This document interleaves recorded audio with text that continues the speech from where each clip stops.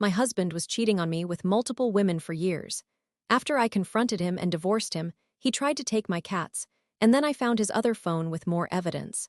My husband, Caleb, and I, 31F, have been together for 8 years, married for 5. We've always had a fairly good relationship, or so I thought. We had our disagreements here and there, but we always talked through them and moved on. However, a week ago I started feeling like something was off. He became distant and secretive with his phone. Whenever I walked into the room, he would turn it off or close whatever he was doing on it. He started getting home late, saying he had to work overtime or went out with his friends, which I found a little odd since I know he doesn't have that many close friends to hang out with. To give him the benefit of the doubt, I didn't think much of it. It seemed a little weird and out of character for him, but he could just be going through something. One day I decided to make a surprise visit to his work. I had never done that before. I just missed him and wanted to spend some time with him. His secretary said he was on a call and asked me to wait in the waiting room. When his call was over, she said she would let him know I was there. However, as I was waiting, I noticed the secretary was on her phone giggling and texting. She didn't seem like she was going to let him know I was there, so I quietly stood up to look at her phone. Turns out she was talking to Caleb. They were making plans to go to a hotel and were using kissy emojis. My heart immediately dropped. I went straight home without saying anything and decided to wait for him to get home. When he got home, I was in our bedroom, sitting on the bed with his phone in my hand. He looked surprised, shocked, and confused to see me sitting there. I simply looked at him and told him I knew everything. He started yelling at me, calling me all sorts of names, but he never admitted to anything. He didn't deny it either. It's clear that his affair has been going on for a while, since he had time to put me down and prepare for the inevitable breakup, while also trying to start an argument with me. I asked him how he could do this to me. We were supposed to be partners. He told me I was overreacting, that he never promised to be loyal, and that he was done with me. As a response, I told him to get out. I'm keeping the house. Update 1. After I kicked him out, I immediately contacted a divorce lawyer, just to get the ball rolling. The process has been tedious and slow. As many of you suggested in the comments of my last post, I got an STI test just to be safe and a therapist. I've been using the past few days to come to terms with what happened, and honestly, it's so hard. We were supposed to grow old together. The worst part is that we had been trying for a baby for a year before all of this happened. He wanted a kid with me. I had even bought a pregnancy test and was planning to use it this weekend. Now I don't think I can ever trust him or anyone else again. He cheated, he didn't even deny it, and instead he was an absolute jerk about it. Like, why do people do this? Why would someone throw away years of being in a good relationship for something as stupid as a fling? I don't understand. After the lawyer and the STI test, I went back home and started packing his stuff. He had some things at the house still, so I carefully packed them into some boxes and moved them to the garage. As I was going through his stuff, I found a second phone in his work bag. It was an older phone that he hadn't been using since he got his new one a year ago. I got curious and decided to turn it on. What I found made me extremely sick. I found hundreds and hundreds of messages between Caleb and several women he had been seeing behind my back for what looks like years. He had a separate relationship with someone in every continent. It's insane. He really was using me for his daily mundane life. He also had photos and videos with every single one of them. The worst part was that in some of them, they mentioned that he had told them that we were getting divorced. In others, he used me as a way to make fun of our relationship. The phone had so much dirt that it made me throw up. I really don't know how someone can be this vile, disgusting, and hurtful. I don't know if I ever truly knew him.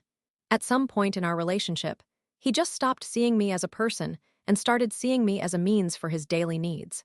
When we had any issues in our relationship, we always talked them out, but it's now apparent that all those talks were just for show, and he was never truly happy being with me. Why stay if you're so unhappy? Why not just leave instead of hurting me like this? That's what I'll never understand. After I found that phone, I couldn't take it anymore. I went into the bathroom and cried. For hours. At some point, I fell asleep, and I woke up feeling better, as if I had expelled the poison from my soul. I was ready to move on. Update 2. So the divorce was finalized last week. It was a clean, no-contest divorce since he was in agreement with everything I proposed. He also tried to get custody of our cats, but ultimately gave up after realizing he did not have the resources. In all of the documents, the reason for the divorce was simply irreconcilable differences. My lawyer advised me to do this to avoid him lashing out for making him look bad. I found it a little ridiculous that they were trying to protect him when I was the victim, but I simply just went along with it. My cats have really been a great support system during this very trying time. Even though they probably don't understand the intricacies of my situation, their presence alone is enough for me to feel better. To clarify, the house is 100% mine, and since I bought the house before we got married, it's mine to keep. Since I caught him red-handed with our secretary, and through his other phone, I had an abundance of proof that would have made his life a living hell if I wanted it to be that way.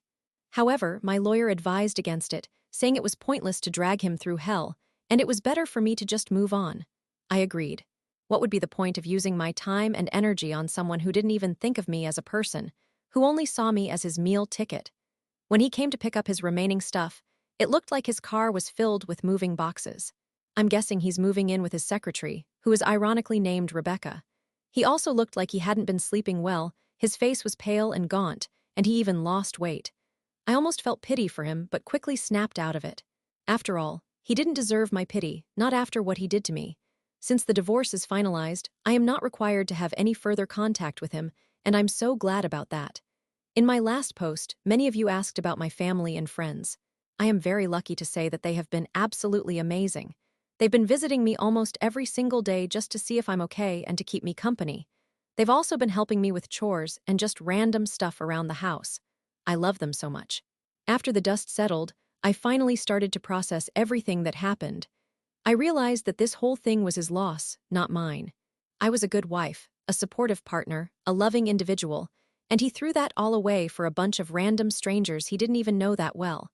He lost someone who loved him and cared for him. I didn't lose anything. I just gained my freedom, my time, and my energy. So, to Caleb, thank you for setting me free. This is the end of our story. I'll be focusing on my future from now on, and I'll be putting up that pregnancy test for adoption. My fiancé broke up with me because his mother dreamed I was evil and was going to bring about the end of days, so now he's ghosting me. My fiancé, James, told me he couldn't marry me because his mother had a dream that I was evil, and now he's ghosting me. I, 28F, have been engaged to James, 30M, for 2 years. We've been together for 5. Things have been mostly smooth sailing with the occasional tiff over who does the dishes, but for the most part we're very in love and compatible. My entire family loves James, and his entire family, including his mother, Patricia, love me.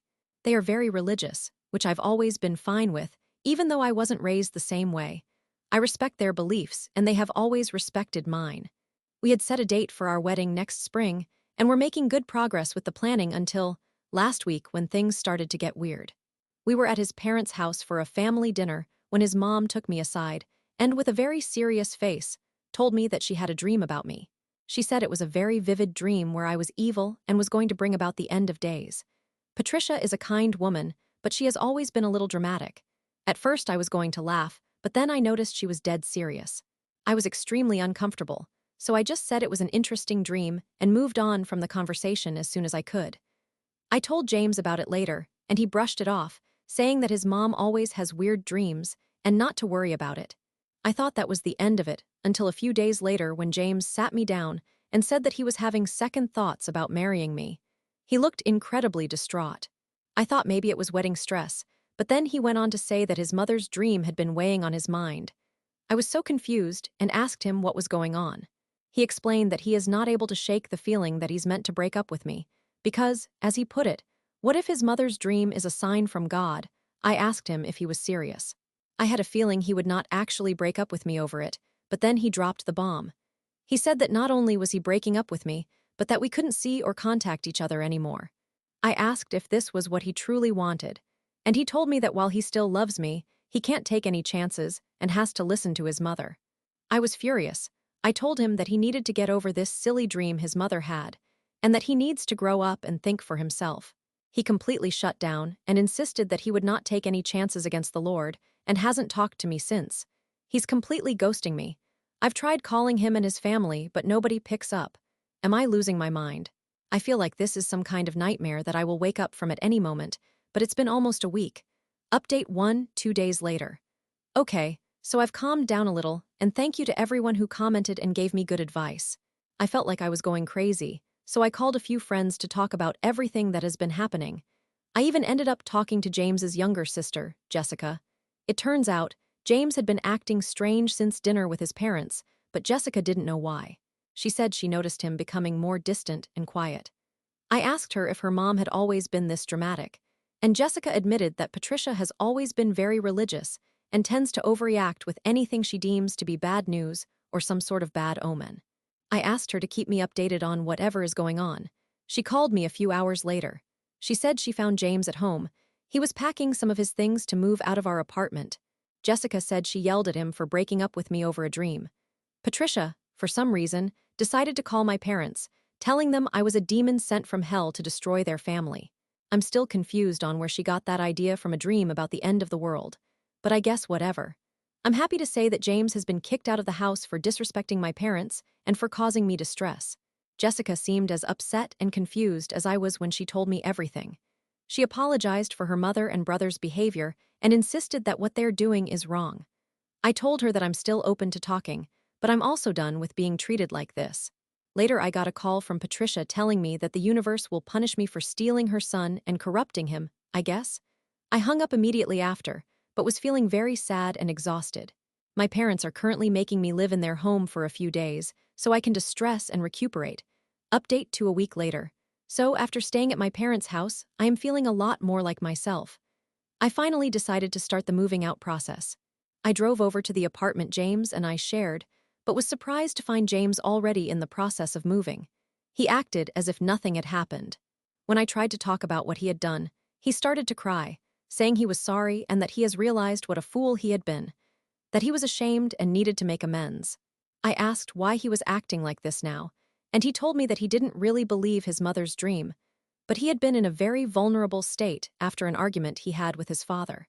He claimed that the dream was simply something that his mind fixated on due to the stress. I told him that he still needs to be accountable for his actions, as he ghosted me over something really stupid, and that I can't get over how easily he discarded our relationship. He got on his knees and started begging me to forgive him. It took all my power not to start yelling at him. I told him I needed to think, and that I'll give him an answer in a few days. The next day, I got a text from his sister. She told me that her mom has been acting weirdly since I left and has been taking medication that she had never taken before.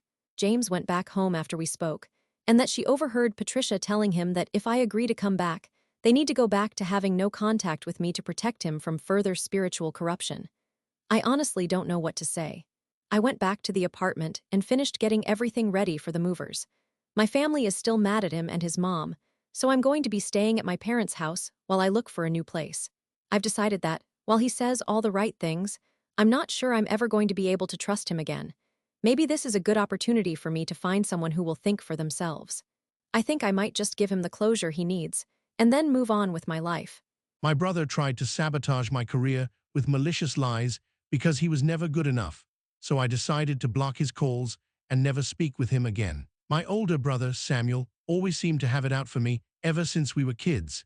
It wasn't the typical sibling rivalry stuff. It was like he saw me as some kind of constant threat. We grew up in a small town where everyone knew everyone. Our parents, bless their hearts, tried their best to mediate, but nothing ever truly worked. I was always told to just be the bigger person and let things go. But it's hard to be the bigger person when every chance he gets, he throws another jab. When I finally managed to leave for college, it was a relief. I felt like I could finally breathe. I focused on my studies and started my life. We'd talk occasionally over the phone with each other, or at least he would yell at me. My parents asked me to come back when I finished college, mostly because they wanted me and my brother to get along. And while I'm not as petty as my brother is, sometimes I do think that I should have said no. But I went and got a job in town as a data analyst.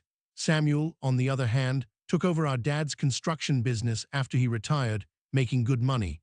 It was always a competition, who was more successful, who was the favorite son, etc. When I announced that I was getting married to my girlfriend, Catherine, Samuel seemed to take it personally. At the wedding reception, after a few drinks, he made a scene, loudly proclaiming how I was making a mistake, that Catherine was out of my league, and that I'd regret it. He ruined my wedding speech, and when he wasn't getting the attention he wanted, he started screaming at Catherine, insulting her and her family, calling them all sorts of names. It took several of our mutual friends and my cousins to wrestle him out of the venue. He ended up driving drunk and crashing his car into a ditch. The car was totaled, and he ended up with a severe concussion. Our parents paid for everything. After that, I tried to keep my distance from Samuel as much as possible. But my wife's family, on the other hand, was not thrilled with how my brother had behaved. My wife was devastated by what had been said. I had to do everything I could to rebuild the love and trust she had for me, that I would protect her from my brother. As the years went by, Samuel's antics didn't stop. He kept making comments about me, my career, and my wife every chance he got. He had not sought any kind of therapy either. His friends told me it was just his way and that he cared for me. I just didn't see that. His way of showing he loved me was to throw personal attacks at me, not understanding what he was doing. Eventually, it reached a point that I had had enough. I decided to create a boundary and set rules. I stopped answering his calls, I'd never go see him, and would go out of my way to avoid him. If I had to be at family events, I'd politely nod, greet him, and focus on my wife or the rest of my family. All my relationships improved with this. My sister, Alice, who had become very close to Samuel, said I was being overly dramatic. Then a few weeks ago, something happened that I don't know how to deal with, and if I did everything I could to set a boundary between my brother and me, it would appear that I never did, or I did it too late. I found out that Samuel had been sabotaging my career. He'd been using his connections in town to spread false rumors about my work performance, suggesting I was incompetent and unreliable. He told several companies that I was leaking private client data. Because of this, several of the companies that I had been in contact with withdrew from the deals they had with me, and I wouldn't have known had a friend, an old colleague, reached out to me to let me know what Samuel had been saying. He sent me proof of texts and emails. He even showed me copies of contracts my brother had manipulated to show that I was terrible at my job. I was so enraged that I drove to his house to confront him. I banged at his door. When he finally opened, he smirked. I yelled at him, asking why would he do such a thing to me. He laughed and said that it was because he deserved it. I was baffled. He looked me dead in the eyes and said that he had every reason to do so, that I was never good enough and didn't deserve anything that I had. He then slammed the door in my face. I went home. I wanted to scream. I went and told my wife. She started crying. She knew how much I wanted to make my career work and that my passion was to be the best in my field. She told me that she had always felt that Samuel was dangerous, but I never believed her. Now the truth was clear. I was so distraught that I went to sleep. I woke up to my phone ringing. It was Samuel. I thought I would have to answer so he wouldn't show up here, but I was wrong. He said I wasn't good enough, and that he hoped my career was over and that I would crawl back home. He then laughed and hung up. I don't know what to do now. My wife told me I should seek legal counsel, but I don't want this to become a public mess.